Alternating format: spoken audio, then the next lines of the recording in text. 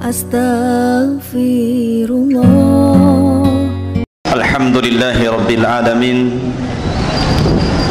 Al-Barrul Rahim, Al-Barrul Karim, Alladhi la ilaha illa huwa ghairuhu, Huwal awwal wa laysa qablahu syai'un, wa huwal akhiru wa laysa ba'dahu syai'un, wa huwa ala kulli syai'in qadir.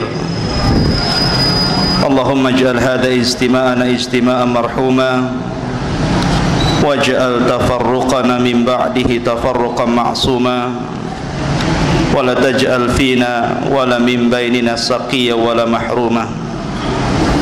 Rabbi israh li sadri wa yassir li amri wahlul 'uqdatam min lisani yafqahu qawli, amma ba'du. Ma'asyiral muslimin, jamaah salat tarawih yang dimuliakan Allah Subhanahu wa taala. Kita lanjutkan kajian kita masih membahas qasasul Quran atau kisasul Quran, kisah-kisah di dalam Al-Quran. Yang memegang mushaf bisa dilihat surat Al-Maidah ayat 27 sampai 31. Kisah ini adalah kisah yang sangat menakjubkan untuk kita kaji, tentang kisah dua anak Nabi Adam alaihi salatu wassalam, Habil dan juga Qabil. Allah Subhanahu wa taala berfirman di dalam surat Al-Maidah ayat 27 sampai 31. A'udzu billahi minasyaitonir rajim. Watslu 'alaihim naba abnai Adam bil haqq idh qarraba qurbanan fatuqabbila min ahadihima wa lam yutaqabbal min al-akhar qala sa'aqtulannak qala innama yataqabbalu Allahu minal muttaqin. Dan ceritakanlah wahai Muhammad yang sebenarnya kepada mereka tentang kisah dua putra Adam alaihi salatu wassalam, ketika keduanya mempersembahkan kurban, maka kurban salah seorang di antara mereka berdua yakni Habil diterima, dan dari yang lainnya yakni Qabil ditolak. Kemudian Qabil berkata, sungguh aku pasti membunuhmu. Maka Habil menjawab, sesungguhnya Allah hanya menerima amal dari orang-orang yang bertakwa. Ma'asyiral muslimin rahimani wa rahimakumullah, kisah ini masyhur. Dan kisah ini ikhwatu fiddin yang dimuliakan Allah Azza wa Jalla, satu kisah yang sangat menarik untuk kita kaji. Di antara faedahnya adalah jangan pernah memberi contoh yang buruk kepada orang lain. Karena Rasul sallallahu alaihi wasallam bersabda, "Man sanna sunnatan sayyi'atan falahu wizruha wa wizru man 'amila ba'dahu la yanqusu min auzarihim syai'ah." Barang siapa yang memberikan contoh dengan contoh yang buruk, maka dia mendapatkan satu dosa dan dosa orang yang mengikutinya tanpa mengurangi dosa mereka sedikit pun. Dahulu ikhwatu fiddin yang dimuliakan Allah Azza wa Jalla, kita tahu bahwa makhluk pertama yang Allah ciptakan dari kalangan manusia adalah Adam alaihi salatu wassalam. Ini makhluk pertama yang disebutkan oleh para ulama sebagai Abul Basharil Ula, bapak manusia yang pertama. Karena di sana ada bapak manusia yang kedua, Abul Basharil Tsani, yang namanya Nuh alaihi salatu wassalam. Allah Subhanahu wa taala berfirman dalam Al-Qur'an, "Inna Allah astafa Adam wa Nuha wa ala Ibrahim wa ala Imran 'alal alamin." Dan sesungguhnya Allah Subhanahu wa taala telah memilih Adam alaihi salatu wassalam. Kemudian setelahnya Nuh alaihi salatu wassalam. Kemudian setelahnya keluarga Ibrahim. Kemudian setelahnya keluarga Imran. Kenapa Allah Subhanahu wa taala memilih Adam yang pertama? Karena Allah menjadikan Adam sebagai Abul Basharil Ula, bapak manusia pertama. Dari beliau inilah seluruh manusia sampai kiamat dibangkitkan adalah keturunannya, kecuali Darwin dan para pengikutnya yang mengatakan keturunannya dari kera. Itu urusan mereka, biarkan saja. Kita keturunan Adam alaihi salatu wassalam. Kemudian yang kedua Nuh. Dan Nuh disebut dengan Abul Bashari Tsani, bapak manusia kedua. Karena setelah tragedi tufan yang merupakan azab Allah yang sangat dahsyat meluluh lantakkan umat manusia, sehingga tidak ada yang tersisa kecuali Nuh dan anak-anaknya beserta sedikit pengikutnya. Kemudian dari tiga putra Nuh inilah kemudian lahirlah umat manusia yang semuanya bernasabkan kepada Syam, Ham dan juga Yafis. Dan tiga putranya seluruhnya keturunan Nuh, dan Nuh keturunan Adam alaihi salatu wassalam. Kemudian yang ketiga Allah pilih keluarga Ibrahim. Kenapa?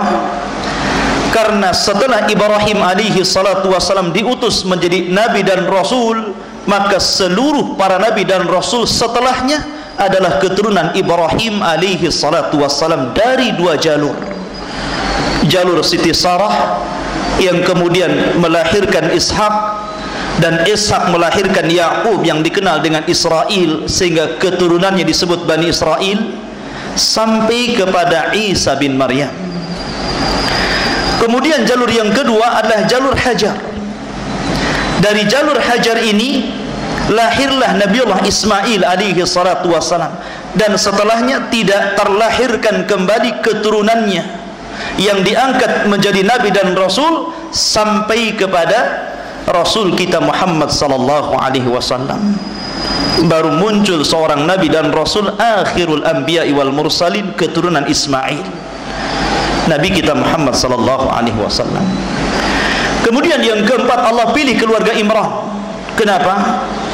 Karena dari Imran inilah lahir dua bayi yang tidak bisa disentuh syaitan, Maryam bintu Imran dan putranya Isa bin Maryam. Kembali kepada topik. Adam alaihi salatu wassalam ketika bermaksiat kepada Allah azza wa jalla lantaran memakan buah larangan yang Allah firmankan, wala taqraba hadhihi syajarah, jangan kau dekat pohon larangan ini. Akhirnya Allah Subhanahu wa taala takdirkan Adam bermaksiat. Kemudian Adam pun memakan buah larangan tersebut. Akhirnya Allah usir, kul nahbitu minha jami'ah, keluar kalian dari surga. Maka mereka keluar semua, baik Adam, Hawa ataupun iblis. Maka mereka akan menjadi musuh ketika di dunia. Ba'duhum aduwwa li ba'di, sebagian mereka akan menjadi musuh bagi yang lainnya. Ketika Adam sudah diturunkan dari sorga Jannatul Ma'wah menuju dunia, dan itu sudah ditakdirkan memang Adam akan menjadi khalifah di permukaan bumi, sebagaimana Allah firmankan kepada para malaikat, inni ja'ilun fil ardi khalifah, aku akan jadikan di bumi ini khalifah, makhluk yang bergenerasi. Maka Adam pun diturunkan ke bumi. Kemudian untuk keberlangsungan umat manusia, maka kemudian Adam pun diberikan keturunan, setiap melahirkan selalu kembar. Setiap melahirkan selalu kembar, ikhwan dan akhwat, laki-laki dan perempuan. Dan Hawa berhasil melahirkan sampai 20 kali, sehingga seluruh putra-putri Adam itu jumlahnya 40, 20 laki-laki dan 20 perempuan. Ketika anak-anak Adam sudah besar sehingga sudah layak satu dengan mereka menikah, maka Allah Subhanahu wa taala mensyariatkan kepada Adam untuk menikahkan silang antara putra dan putrinya. Kebetulan ketika itu Habil memiliki putri yang kembar, akan tetapi wajahnya kurang cantik. Akan tetapi Qabil ini Allah takdirkan kembarannya sangat cantik, sangat ayu, senang dipandang. Namanya orang cantik kan suka dipandang, senang mandangnya juga. Ma'asyiral muslimin rahimani wa rahimakumullah. Akhirnya Allah Subhanahu wa taala mensyariatkan agar kedua putra Adam ini menikah. Habil ketika itu mewarisi akhlak Nabi Adam alaihi salatu wassalam. Bahkan seandainya Habil tidak dibunuh, tentu dia akan menjadi seorang nabi, karena dia mewarisi sifat-sifat Nabi Adam dan akhlak Nabi Adam alaihi salatu wassalam. Berbeda dengan Qabil. Qabil ini memiliki perangai yang jahat, perangai yang hasad, sehingga ketika dia disuruh menikah dengan kembaran si Habil, dia tidak terima, timbul hasad. Disinilah kisah dimulai, ikhwatu fiddin yang dimuliakan Allah Azza wa Jalla. Qabil menolak untuk menikahi kembarannya Habil. Maka penolakannya ini, ikhwatu fiddin, direspon oleh ayahandanya Adam alaihi salatu wassalam, karena Adam bukan nabi yang diktator, bukan nabi yang harus, tidak. Adam berdoa kepada Allah Subhanahu wa taala untuk menyelesaikan masalahnya. Dan ini penting, ikhwan. Ketika antum bermasalah dengan sebuah permasalahan, minta kepada Allah permasalahan itu diselesaikan. Iyyaka na'budu wa iyyaka nasta'in. Karena tanpa pertolongan Allah Azza wa Jalla, masalah apapun tidak akan diselesaikan. Akhirnya Allah Subhanahu wa taala berikan solusi. Dengan cara apa? Dengan cara disuruh putra-putra Adam untuk berkurban. Dan syariat Muhammad sallallahu alaihi wasallam adalah syariat yang mudah, ikhwan. Berbeda dengan syariat orang dulu. Syariat Muhammad sallallahu alaihi wasallam, syariat Islam sangat mudah. Ketika Islam mensyariatkan antum untuk berkurban, kurban dalam Islam sangat mudah. Antum tidak tinggal membeli kambing atau membeli sapi atau membeli unta, kemudian antum sembelih di Idul Kurban, antum telah berkurban kepada Allah Subhanahu wa taala dengan keikhlasan antum. Tapi kurbannya orang dulu berbeda. Kurbannya orang dulu harus membawa kambing, membawa sapi, membawa unta ke atas gunung. Jadi mereka harus berlelah berletih meletakkan kurban di atas gunung. Kemudian setelah mereka meletakkan kurbannya di atas gunung, mereka harus menanti. Menanti apa?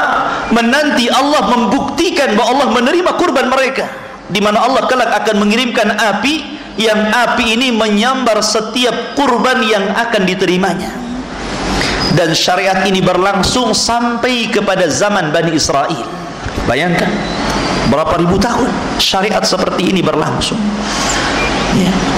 Bahkan di zaman Bani Israel, ikhwan, apabila mereka berperang, berjihad di jalan Allah Azza wa Jalla, kemudian mereka menang orang-orang yang beriman, mengalahkan orang-orang kafir, dan mendapatkan harta ghanimah yang sangat besar, maka harta ghanimah diharamkan bagi mereka untuk memakannya.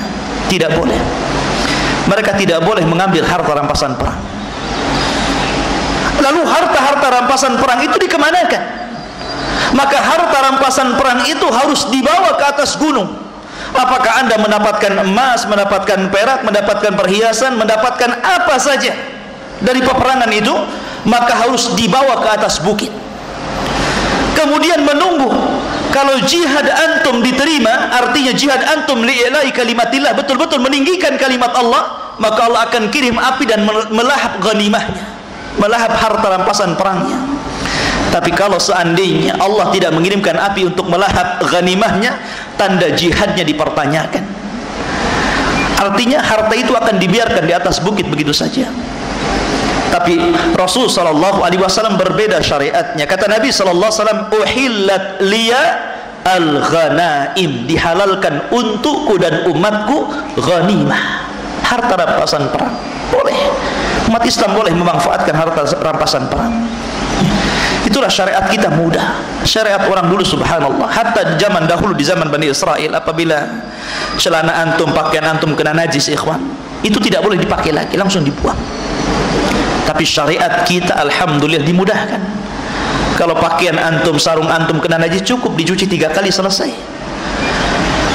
Sehingga orang-orang dulu itu, orang kayanya pun hampir tidak punya pakaian, karena setiap kena najis harus dibuang. Tapi Tapi syariat kita ini mudah. Inna dina indallahi yusrun. Agama Islam ini mudah sekali, ikhwan. Maka syukurilah kemudahan syariat yang Allah berikan kepada kita, sehingga Allah mempermudah kita dibandingkan dari umat sebelum kita. Ma'asyiral muslimin rahimani wa rahimakumullah. Karena backgroundnya si Habil ini, ikhwan, adalah seorang pengembala kambing. Beda dengan Qabil, dia suka bertani. Maka Habil kemudian mengambil seekor kambing yang lebih layak, yang lebih indah, yang paling gemuk untuk dikorbankan kepada Allah Azza wa Jalla. Diambillah kambing yang paling baik, kemudian diteletakkan di atas bukit. Kemudian si Qabil ini, ikhwatu fiddin, karena memang dasarnya sudah tidak menerima ketentuan Allah, sudah tidak menerima syariat Allah, sudah ada hasad, maka dia asal-asalan memberikan kurban. Dia mencari buah-buahan yang buruk, yang busuk, kemudian dikumpulkannya dan dimasukkan di dalam keranjang, kemudian dinaikkan di atas bukit. Lihat bagaimana Qabil niat yang buruk, ya. Ma'asyiral muslimin rahimani wa rahimakumullah. Maka tentunya Allah hanya menerima kurban yang baik-baik. Allah tidak pernah menerima kurban yang jelek-jelek. Maka Allah kirimkan api dan melahap kurbannya si Habil dan menolak kurbannya Qabil. Dari sini ikhwatu fiddin yang dimuliakan Allah Azza wa Jalla, Qabil marah sehingga dia datang kepada Adam alaihi salatu wasalam mencaci maki bapaknya, dicaci maki ayahandanya dengan mengatakan, engkau hanya berdoa untuk anakmu yang kau cintai dan tidak berdoa untukku, sehingga kurban dia yang diterima, kurbanku yang ditolak. Akhirnya Qabil pun berniat untuk membunuh saudaranya. Makanya Allah Subhanahu wa taala firmankan, watslu alaihim naba abnai adam bil haqq. Bacakan kepada mereka ya Muhammad tentang kisah dua putra Adam, Qabil dan Habil. Idz qarraba qurbanan, ketika keduanya berkurban, fatuqbila min ahadihima, kemudian Allah menerima salah satunya, walam yutaqabbal minal akhar, dan satunya lagi ditolak. Apa yang terjadi? Maka Qabil mulai mengancam kepada Habil, la aqtulannak, saya akan bunuh kamu. Lihat, berawal dari hasad, berakhir mengancam membunuh. Tetapi ingat ikhwan, halakal hasid qablal mahsud. Sebenarnya kebanyakan orang yang hasad itu lebih hancur sebelum orang yang dihasadi. Kebanyakan seperti itu. Coba saja lihat kehidupan masyarakat. Mungkin ada orang yang melihat tetangganya buat rumah, udah panas itu, tanya uangnya dari mana. Kemudian beli mobil, wah banyak kali duitnya. Makin sakit, makin stres, gitu kan. Naik tingkat 2, tensi darahnya naik juga. Naik tingkat 3, tambah tinggi tensinya. Akhirnya stroke, mati. Yang dihasadi tenang-tenang saja, menikmati rumahnya, menikmati mobilnya, subhanallah ikhwan. Betul kata para ulama, halakal hasid qablal mahsud. Terkadang orang yang hasad itu hancur sebelum orang yang dihasadi. Ma'asyiral muslimin rahimani wa rahimakumullah. Kemudian di sini setelah Qabil kemudian mengancam, la aqtulannak, saya akan bunuh kamu. Tapi Habil ikhwatu fiddin sekali lagi dia mewarisi sifat Nabi Adam, sehingga dia mengatakan, innama yataqabbalullahu minal muttaqin. Ya Qabil, Allah Subhanahu wa taala hanya menerima korban orang-orang yang bertakwa. Makanya Allah katakan, la yanalallahu luhumuha wala dima'uha walakin yanaluhu taqwa minkum. Ya, yang Allah terima ketakwaannya. Kemudian di sini Habil mengatakan, la imbasatta ilayya yadaka litaqtulani ma ana bibasiti yadiya ilaika liaqtulak. Allahu akbar ikhwan. Jadikan kata-kata Habil ini syiar untuk antum. Jadikan kalimat Habil ini syiar untuk antum dalam setiap muamalah antum di masyarakat antum. Idfa billati hiya ahsan. Cegahnya sebuah permasalahan itu dengan yang lebih indah kepada saudara antum. apabila ada orang yang hendak membuat masalah dengan antum, mengancam antum umpamanya kan, maka cegahlah ancaman itu dengan yang lebih baik. Lihat bagaimana di sini Habil alaihi salatu wasallam mengatakan, la imbasatta ilayya yadaka litaktulani ma ana bibasiti yadiya ilaika liaktulak. Sekiranya engkau wahai Qabil hendak menjulurkan tanganmu untuk membunuh aku, saya tidak akan membunuh kamu. Lihat, jelas-jelas ikhwatu fiddin bahwa si Qabil ini ngancam untuk bunuh. Padahal ikhwatu fiddin yang dimuliakan Allah Azza wa Jalla, seandainya ada orang yang masuk ke rumah antum kemudian hendak mengambil harta antum, mengambil atau mengganggu keluarga antum, seandainya antum membunuh dia, itu tidak ada kisus bagi antum. Bahkan kalau antum terbunuh, antum syahid di situ. Kenapa? Karena antum menjaga harta dan keluarga, syahid. Ya kan? Tapi di sini bagaimana? Habil dia mengatakan, kalau engkau membunuh aku silakan, tapi aku tidak akan membunuhmu. Padahal Islam ini diturunkan untuk menjaga 5 masalah. Kenapa sampai diturunkan Quran dan Sunnah kepada kita ya kawan? Semuanya menjaga 5 masalah. Pertama, keyakinan, supaya kita tidak memiliki keyakinan sesat, maka diturunkan Quran dan Sunnah untuk meluruskan akidah dan keyakinan.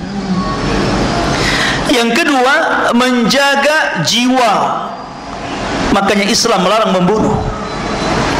Makanya orang-orang Khawarij yang mereka menghalalkan darah-darah kaum muslimin, Allah katakan dalam lisan Rasul, kilabu ahlin nar, anjing-anjingnya penduduk neraka, dicela. Bahkan Allah katakan dalam Al-Quran, faman qatala mu'minan muta'ammidan fajaza'uhu jahannam khalidan fiha wa ghadiballahu alaihim wa la'anahum wa a'adda lahum adzaban 'azima. Tidak ada ancaman yang lebih besar yang Allah taruh dalam Al-Quran kecuali ancaman membunuh seorang muslim secara sengaja.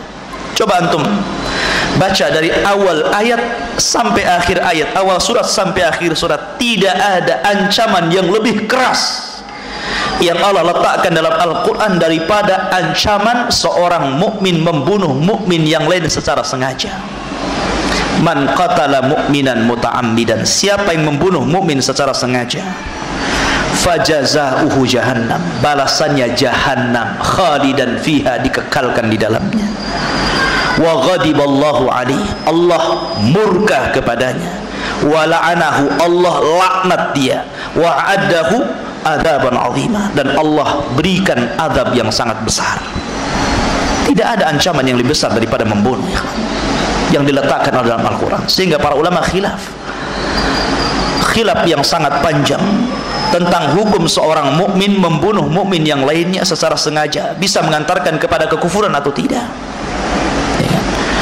Tapi di sini faedahnya ikhwatu fiddin yang dimuliakan Allah Azza wa Jalla, bagaimana Qabil dia mengancam bunuh kepada si Habil, tapi Habil menanggapinya dengan tenang.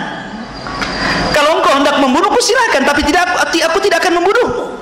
Ini akhlak seorang mukmin. Maafkan mereka, maafkan orang-orang yang hendak menyakiti anda. Maka sifat pemaaf itu terkadang lebih hebat daripada membalas ya. Kemudian Allah Subhanahu wa ta'ala katakan, inni akhafullaha rabbal alamin. Habil bukan tidak berani kepada Qabil, karena ahli tafsir mengatakan bahwa badan Habil ini lebih besar daripada Qabil, lebih kuat daripada Qabil. Kenapa dia tidak mau meladeni Qabil? Bukan karena takut, ini jawabannya, karena inni akhafullaha rabbal alamin, karena aku takut Allah, aku takut kepada Allah Rabb semesta alam ini. Ini menunjukkan bukan karena takut, tidak, tapi karena takut yang di atas, bukan takut meladeni si Qabil ya. Maka kemudian, inni uridu antabu bismi wa ismaka fatakuna min ashabin nar wa dzalika jazaa'u zalimin. Sesungguhnya aku ingin agar engkau kembali dengan membawa dosa membunuhku dan dosamu sendiri, maka engkau akan menjadi penghuni neraka, dan itulah balasan bagi orang-orang yang zalim. Subhanallah. Maka setiap pembunuhan sejak zaman Qabil membunuh Habil sampai kiamat dibangkitkan, maka Qabil akan menerima dosa seluruh orang-orang yang membunuh di permukaan bumi. Kenapa? Karena dia yang mencontohkan pembunuhan pertama di dunia. La ilaha illallah. Hati-hati, jangan berikan contoh yang buruk kepada manusia, maka berikan contoh yang baik. Karena Rasulullah SAW mengatakan, man dalla ala khairin kafa'ili, man dalla ala hudan kana lahu ajru wa ajru man amila ba'dahu la yanqusu min ujurihim syai'ah. Barang siapa yang memberikan contoh yang baik, maka dia dapat pahala dan pahala orang yang mengikutinya tanpa mengurangi pahala mereka sedikit pun. Allah. Berarti kalau kita melihat hadis ini, ikhwatufiddin, siapa yang paling banyak dapat pahala? Rasul yang banyak pahalanya, karena lewat dialah seluruh umat manusia mendapatkan petunjuk Allah Subhanahu wa ta'ala. Artinya Rasul itu kaya pahala. Tidak perlu antum transfer pahala puasa antum untuk Rasul, tidak perlu antum haji kemudian umrah kemudian ditransfer pahala haji dan umrah antum untuk Rasul. Tidak perlu. Rasul itu kaya pahala. Rasul itu pahalanya banyak, karena seluruh umat dari zaman Rasul sampai kiamat dibangkitkan, pahalanya akan dibawa oleh Rasulullah SAW tanpa mengurangi pahala umatnya sedikit pun. Jadi tidak usah untuk menghadiahkan pahala kepada Nabi. Nabi itu sudah banyak pahalanya. Yang perlu pahala itu antum, saya, dan umat-umat yang terbelakang ini yang perlu pahala. Ya. Ma'asyiral muslimin rahimani wa rahimakumullah. Fatawwa'at lahu nafsuhu qatla akhi faqatalahu fa asbaha minal khasirin.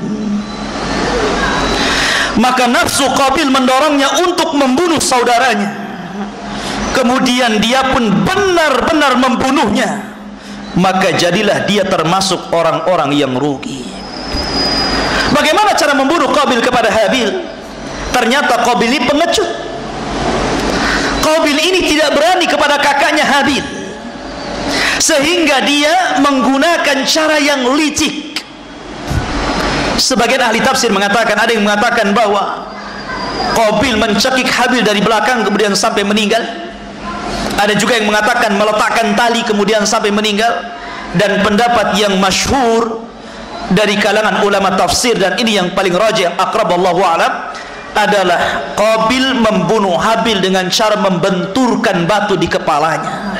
Itu pun ketika Habil sedang lelap tertidur. Lihat.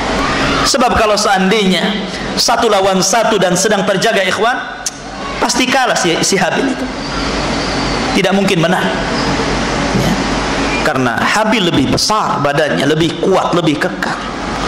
Sehingga dengan cara yang licik, di si Habil ketika tidur di kebunnya, di tempat pengembala kambingnya, Qabil ini datang membawa batu besar, kemudian menghajar kepalanya sehingga mati di tempat. La ilaha illallah ikhwan. Kemudian ketika itu Qabil bingung, udah mati nih, karena sebelumnya tidak ada orang yang meninggal, sehingga bingung bagaimana cara merawat jenazahnya. Maka kemudian disinilah faba'atsallahu ghuraban yabhasu fil ardi liyuwariyahu kaifa yuwari sawata akhi. Ya. Kemudian Allah mengutus seekor burung gagak yang sedang menggali tanah untuk diperlihatkan kepada Qabil bagaimana dia seharusnya menguburkan mayat saudaranya. Jadi ketika itu Allah mengutus dua burung gagak. Dua burung gagak ini sedang bertarung. Ya.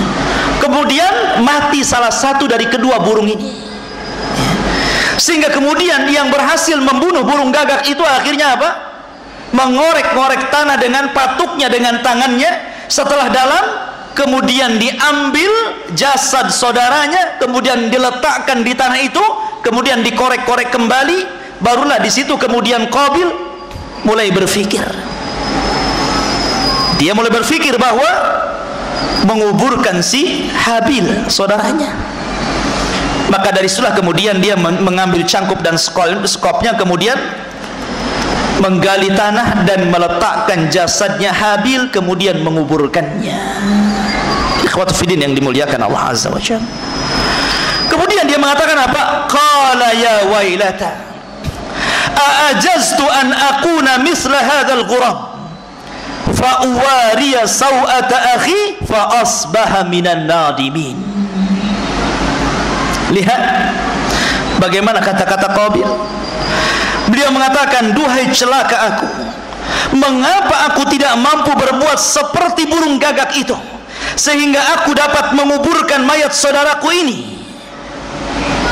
Dia merasa bahwa dia lebih jahil daripada burung, begitu kan? Makanya dia mengatakan di ujung ayat, fa asbaha minan nadimin, maka dia termasuk orang-orang yang menyesal. Bukan menyesal karena membunuh Habil, bukan. Sebab kalau seandainya dia menyesal karena membunuh Habil, dia akan bertobat. Tapi dia tidak pernah bertobat. Maksud menyesal di sini, menyesal bahwa dia tidak lebih cerdas daripada gagak, itu maksudnya. Lihat. Dia bukannya nyesal dia membunuh saudaranya gitu. Enggak, dia nyesal dia lebih bodoh. Ternyata gagak lebih pintar ngasih pelajaran kepada dia. Fa asbaha minan nadimin. Subhanallah. Lihatlah kerasnya hati si Qabil ini.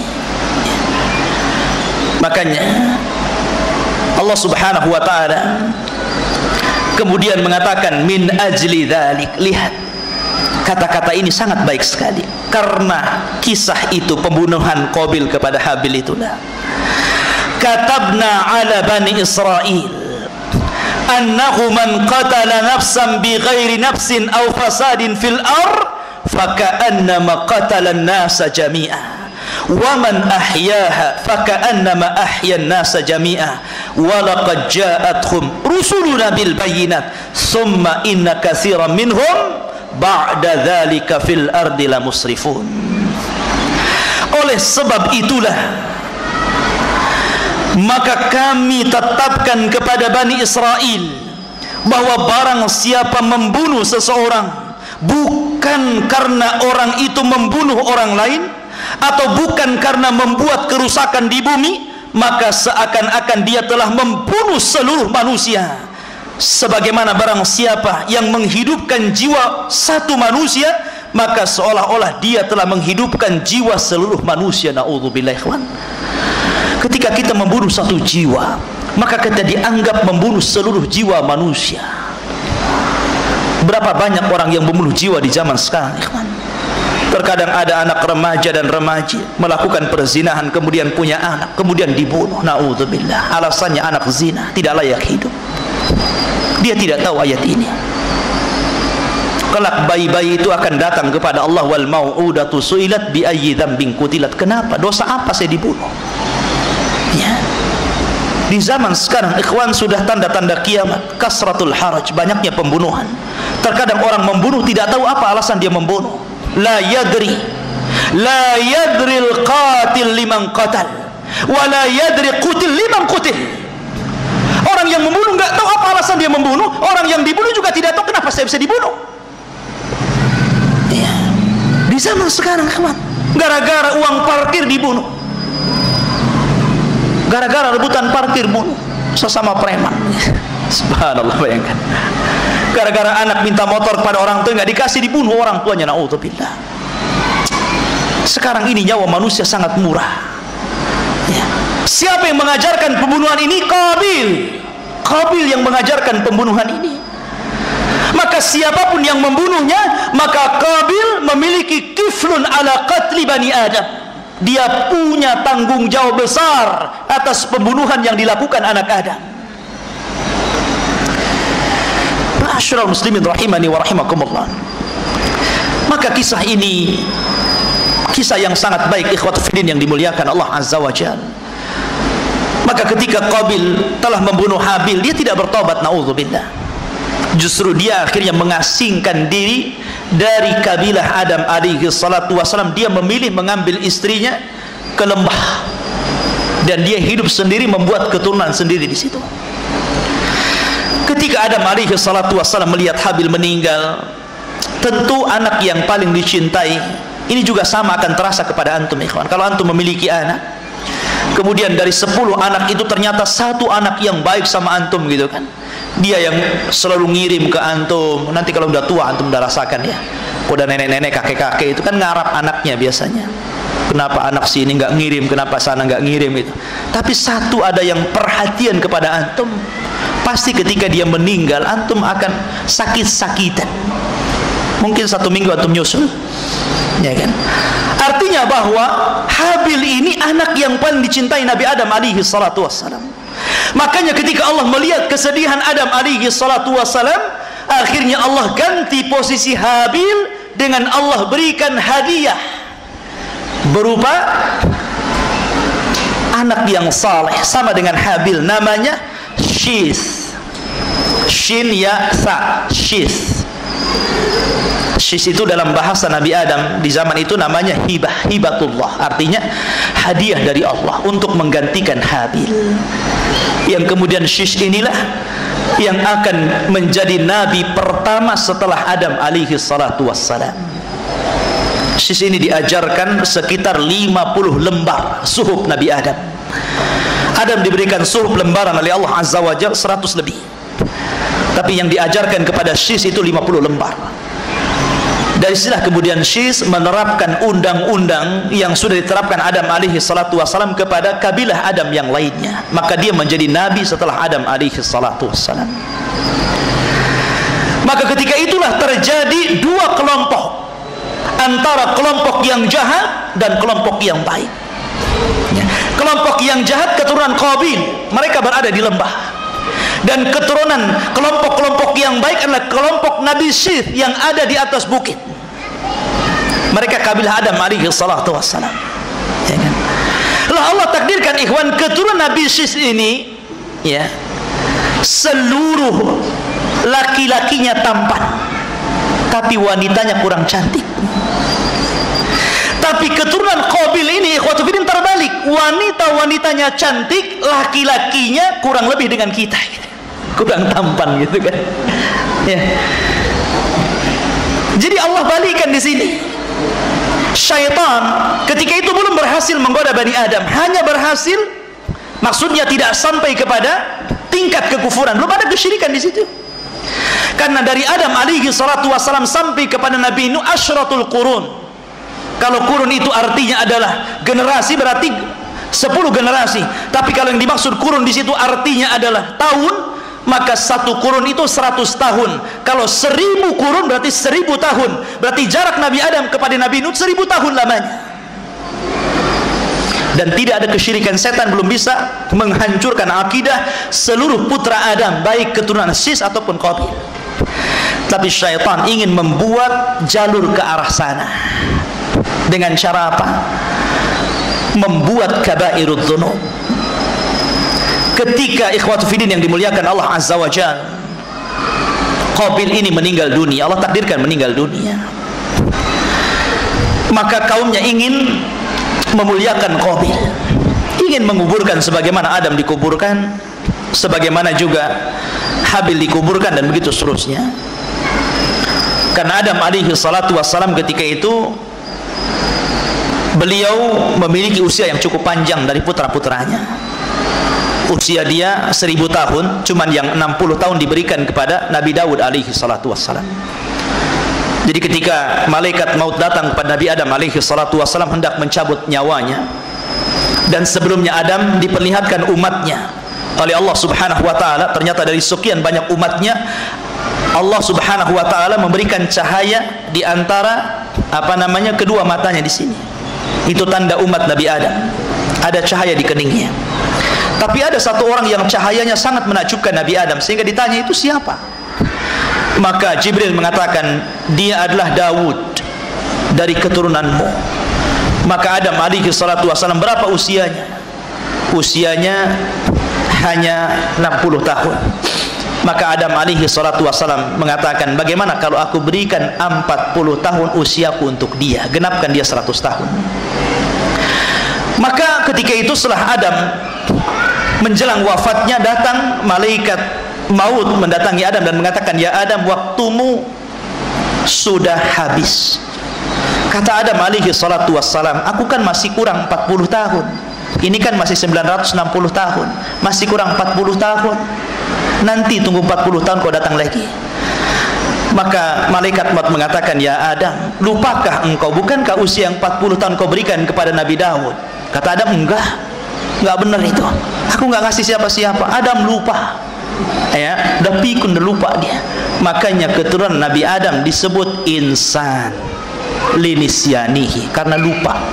Karena Nabi Adam lupa umurnya, maka manusia disebut insan. Walaqad khalaqnal insana, dan sungguh kami ciptakan manusia. Insan itu bahasa Arab dari kalimat nasiyah, lupa. Makanya kalau antum lupa, wajar, antum manusia. Jangan orang lupa dimaki-maki, kenapa kamu? Ya namanya lupa, gimana lagi? Kalau udah lupa itu tidak bisa itu. Makanya orang lupa itu diangkat dosanya. Terkadang ada orang dimaki, disalahkan karena lupa. Nggak bisa orang lupa itu manusia. Kalau nggak lupa ya malaikat namanya. Ya. Masyarul muslimin rahimani wa rahimakumullah. Kembali bahwa intinya bahwa ketika Qabil meninggal dunia, maka kaumnya ingin menguburkan Qabil, tapi syaitan datang. Syaitan datang menjelma sebagai orang saleh dan mengatakan kepada kaumnya Qabil, alangkah indahnya kalau Qabil ini kita muliakan. Jangan cara seperti ini, kita muliakan. Maka jasad itu kemudian diletakkan di satu tempat, kemudian sebelum jasad itu dimuliakan, maka syaitan membuat seruling. Makanya Rasul mengatakan apa? Al-mazamiru minasyaitan. Ya, seruling itu dari syaitan. Jadi suara seruling itulah suara syaitan. Disinilah sejarah musik pertama sepanjang abad manusia. Kalau antum ditanya sejarah musik, maka di zaman Nabi Syith inilah sejarah musik berada. Syaitan membuat seruling, kemudian ditiuplah seruling itu. Ketika itu umat manusia belum pernah mendengar instrumen lagu. Suara seruling itu belum pernah mendengar orang itu. Sehingga akhirnya oleh dua kabilah ini terdengar, karena syaitan ini sengaja meniup di tengah-tengah, di antara kabilah Syith dan kabilah Qabil. Maka akhirnya mereka terus mendengarkan dari mana suara seruling yang indah ini, karena sebelumnya mereka belum pernah mendengar musik. Makanya kalau antum mendengar musik, terkadang orang diam saja bergerak-gerak. Ya, antum yang sudah kenal sana terkadang manggut-manggut itu. Apalagi enak lantunannya ya. Akhirnya kabilah Syith ini makin mendekat kepada suara seruling tadi. Kabilah Syith juga mendekat, kabilah Syith mendekat, kabilah Qabil mendekat. Maka setelah terdekat, ikhwatu fiddin, yang laki-laki melihat wanita yang cantik melihat laki-laki yang tampan. Apa yang terjadi? Antum paham sendiri. Ya. Maka akhirnya karena sering ketemu, terjadilah tabarruj dan ikhtilat. Ikhwan, dosa itu kan tadarruj ya. Berawal dari membunuh, kemudian musik. Biasanya kalau habis musik ikhtilat, habis ikhtilat zina, habis zina pasti minum khamr. Tiga rangkaian ini pasti ada di tempat hiburan ya. Musik, wanita, khamr, membunuh, nggak bisa dilepaskan di tempat hiburan manapun ya. Mungkin antum yang mantan-mantan gitu kan lebih paham dari anak ya. Tidak mungkin dilepaskan perkara ini ya. Ma'asyiral muslimin rahimani wa rahimakumullah. Artinya akhirnya kemudian terjadilah perzinahan di antara mereka. Syaitan berhasil mengacaukan Bani Adam sampai akhirnya Syith meninggal, Qabil meninggal. Maka Allah subhanahu wa ta'ala utus Nabi Idris. Sebelum Nuh, Idris dulu, Nabi kedua setelah Syith, mendakwahi umat manusia ya. Sehingga Allah subhanahu wa ta'ala akhirnya memberikan ganjaran kepada Idris hebat, luar biasa. Kata Allah subhanahu wa ta'ala, setiap hari Idris akan mendapatkan pahala sejumlah kaumnya. Jadi pahala kaumnya kalau ada berbuat baik diberikan kepada Idris. Dari situlah kemudian Idris, karena dia merasa bahwa pahalanya setiap hari besar diberikan oleh Allah Azza wa Jalla, akhirnya dia meminta untuk diulur-ulurkan waktunya. Waktu kematiannya itu minta ditunda. Maka dia datang, ketika datang malaikat Jibril kepada Idris mengatakan, "Ya Jibril, bisa enggak kau nawar kepada malaikat maut supaya usiaku jangan dicabut dulu?" Karena dia semangat berdakwah. Ikhwan, ini penting bahwa sebaik-baik manusia itu yang tulu umrihi, yang panjang usianya tapi barakah usianya. Jangan minta panjang usianya untuk maksiat. Ya Allah, panjangkan nih, saya belum jadi ini gitu, wali kota belum jadi ini, belum jadi itu ya. Alasannya apa? Kasihan rakyat saya. Kasihan sama rakyatnya gitu. Ma'asyiral muslimin rahimani wa rahimakumullah. Akhirnya kata Jibril alaihi salatu wasallam, aku enggak punya wewenang. Kalau engkau ingin supaya malaikat maut tidak lekas mencabut ruhnya, kenapa tidak bilang langsung pada malaikat maut? Maka Idris mengatakan, bagaimana caranya? Kata Jibril, baik, aku angkat engkau ke langit keempat. Kau akan berjumpa dengan malaikat maut di sana. Maka diangkatlah Idris, sebagaimana Allah Subhanahu wa taala firmankan dalam Al-Qur'an, wa rafa'nahu makanan 'aliyya, dan kami angkat Idris ke tempat yang paling tinggi, maksudnya langit keempat. Setelah langit keempat, maka Jibril menghadap malaikat maut. Malaikat maut ketika itu baru datang juga dari hadapan Allah Subhanahu wa taala. Maka Jibril mengatakan assalamualaikum, salam kepada malaikat maut, dan mengatakan, apa, bersama siapa engkau kemari wahai Jibril? Maka dia mengatakan, bersama Nabiullah Idris alaihi salatu wassalam, ya kan? Maka malaikat maut bahagia luar biasa. Kenapa?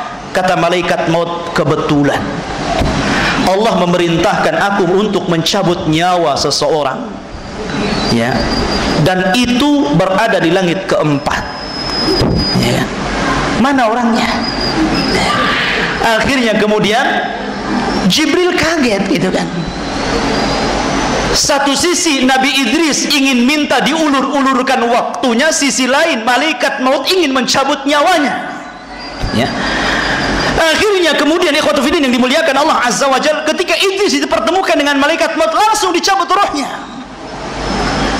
Ini persis kejadiannya seperti kisah Nabi Sulaiman alaihi salatu wassalam ketika berbicara dengan salah satu menterinya di istananya. Sedang enak-enak ngobrol gitu Nabi Sulaiman, tiba-tiba diketuk pintunya. Dibuka, ternyata ada orang yang sangat besar, yang sangat hitam, yang menakutkan, memandang wajah menterinya. Ketakutan itu menteri itu. Tapi Sulaiman dengan tenangnya menghampiri orang tersebut. Setelah berbisik-bisik, kemudian pergi orang tersebut dan ditutup pintunya. Maka menterinya mengatakan, ya Sulaiman, siapa orang itu? Pandangannya tajam, aku takut sekali, ya.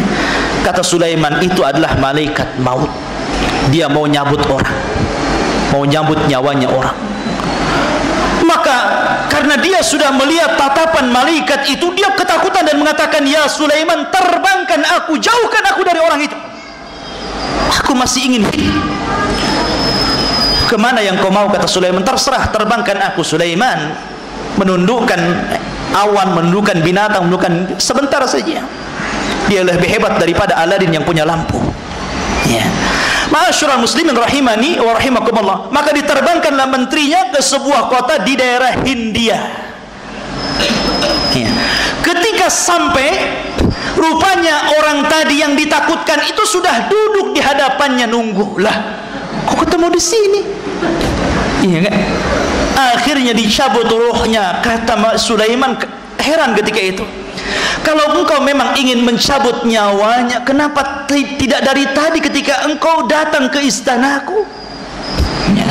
Kenapa kau harus cabut di sini gitu? Maka malaikat mengatakan, sesungguhnya ya Sulaiman, aku diperintahkan Allah Subhanahu wa taala untuk mencabut rohnya si fulan. Ternyata dia di sini, ya ini aku cabut. Makanya Allah firmankan, idza jaa ajaluhu la yastakhiruna sa'atan wa la yastaqdimun. Apabila sudah datang ajalnya, tidak mungkin mundur, tidak mungkin maju, pasti pas waktunya. Ainama takunu yudrikumul maut walau kuntum fi burujim musayyadah. Dimanapun kau berada, kalau kematian sudah menjemput pasti datang. Maka Idris juga demikian. Maka tidak ada nabi yang meninggal di langit kecuali Idris. Wa rafa'nahu makanan 'aliyya. Allahu a'lam bishawab. Fiddin yang dimuliakan dan manfaatnya. Subhanaka wa bihamdika asyhadu an la ilaha illa anta astaghfiruka wa atubu ilaik. Allahu ta'ala alam. Assalamualaikum warahmatullahi wabarakatuh.